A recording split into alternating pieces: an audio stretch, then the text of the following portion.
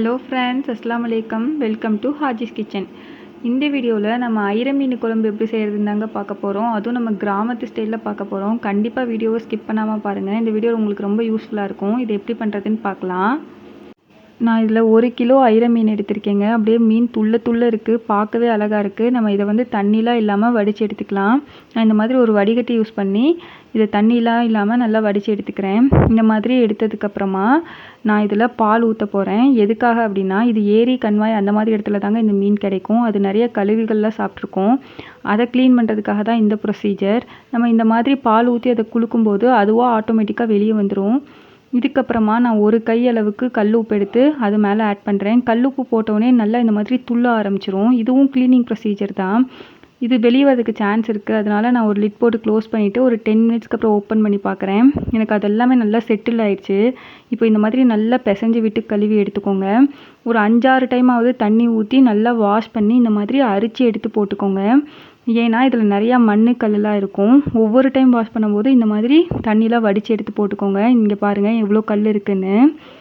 நான் இந்த அளவுக்கு 6 டைம் வாஷ் பண்ணி க்ளீன் பண்ணி எடுத்து வச்சுருக்கேன். இது இருக்கட்டும். இப்போ நான் வந்து ஒரு பெரிய லெமன் சைஸ் அளவுக்கு புளி எடுத்து அதை நான் வந்து ஊற வைக்க போகிறேன். இது ஊறிட்டுருக்க டைமில் நான் ஃபஸ்ட்டு வந்து ஒரு கடாயை ஹீட் பண்ணி அதில் நான் 1 ஸ்பூன் சீரகம் சேர்த்துறேன். சீரகத்தை நல்லா ட்ரை ரோஸ்ட் பண்ணி எடுத்துக்கோங்க. அதுக்கப்புறமா நான் ஒரு வெந்தயம் 1 ஸ்பூன் சேர்த்து அதையும் நல்லா செவக்க வறுத்து எடுக்க போகிறேன். ஃப்ளேம் லோவாக வச்சு நல்லா வறுத்து எடுத்துக்கோங்க. வெந்தயத்தை கருக விட்டுறாதீங்க.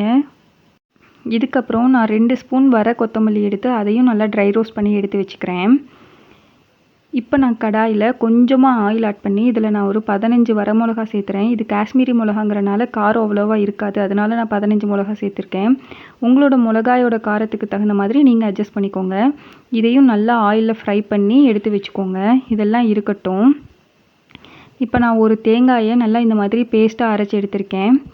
இதை வந்து நான் ஒரு பாத்திரத்துக்கு நான் சேஞ்ச் பண்ணிக்கிறேன். இதில் தான் நம்ம எல்லாத்தையும் அரைச்சி ஆட் பண்ண போகிறோம். அதனால் இது கொஞ்சம் பெரிய பாத்திரமாக பார்த்து சேர்த்துக்கோங்க. நான் தேங்காய் அரைச்ச அதே மிக்ஸி ஜாரில் நான் வறுத்து வச்சுருந்த சீரகம் வெந்தயத்தை சேர்த்து கொரப்பாக அரைச்சி எடுத்துக்கிறேன். இது ஃபைனாக அரைக்கணுங்கிற அவசியம் இல்லை. இப்போ நான் இதில் நம்ம ரோஸ்ட் பண்ணி வச்சுருந்த வரமிளகா கொத்தமல்லி இதையும் சேர்த்து நம்ம கொரப்பாக அரைச்சி எடுத்துக்கலாம். இது இந்தளவுக்கு கொரப்பாக நான் அரைச்சி எடுத்துக்கிட்டேன். இப்போ நான் இதில் 100 கிராம் அளவுக்கு சின்ன வெங்காயமும் 5 தக்காளி பழமும் நான் வாஷ் பண்ணி எடுத்து வச்சுருக்கேன்.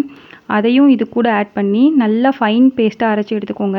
இதை 2 பேட்சாக கூட நீங்கள் அரைச்சி எடுத்துக்கோங்க. நல்லா ஃபைன் பேஸ்ட்டாக அரைச்சி எடுத்துக்கோங்க. இந்த மாதிரி நான் இப்போ இதை தேங்காய் பேஸ்ட் வச்சுருந்தோம்ல அதே பவுலில் இதையும் ஆட் பண்ணிக்கிறேன்.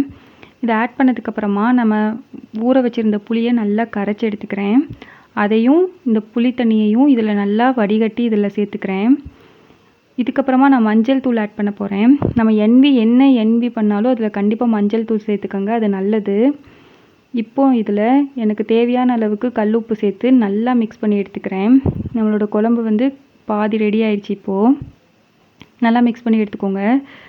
இந்த அளவுக்கு நல்லா மிக்ஸ் ஆகி வந்திருக்கு. இது இருக்கட்டும். இப்போ நான் ஸ்டவ் ஆன் பண்ணி ஒரு கடாயை ஹீட் பண்ணுறேன்.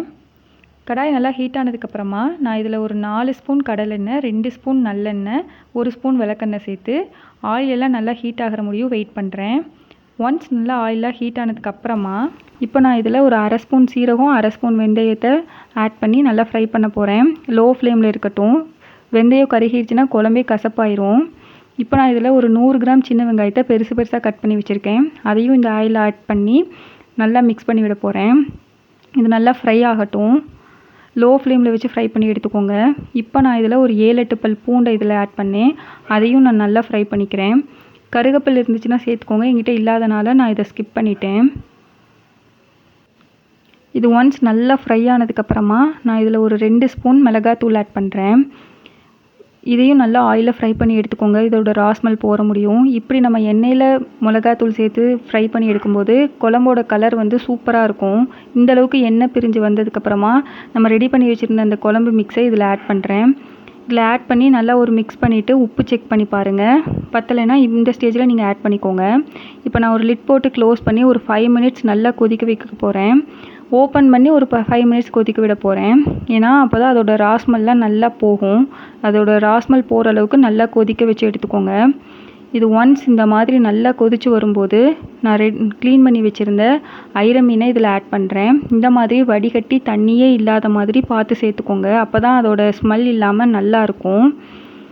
இதெல்லாம் ஆட் பண்ணதுக்கப்புறமா நல்லா ஒரு மிக்ஸ் பண்ணிவிட்டு லைட்டாக இது கொதிக்க வர முடியும் வெயிட் பண்ணுறேன். இந்த மாதிரி கொதிக்க வரும்போது நான் ஒரு லிட் போட்டு லைட்டாக ஓப்பன் ஆகிருக்க மாதிரி க்ளோஸ் பண்ணி வைக்கிறேன். ஒரு 5 மினிட்ஸ்க்கு அப்புறம் ஓப்பன் பண்ணி பார்க்குறேன். இந்த மாதிரி லைட்டாக கொதிக்குது. அப்பப்போ லைட்டாக இந்த மாதிரி மிக்ஸ் பண்ணி விட்டுக்கோங்க.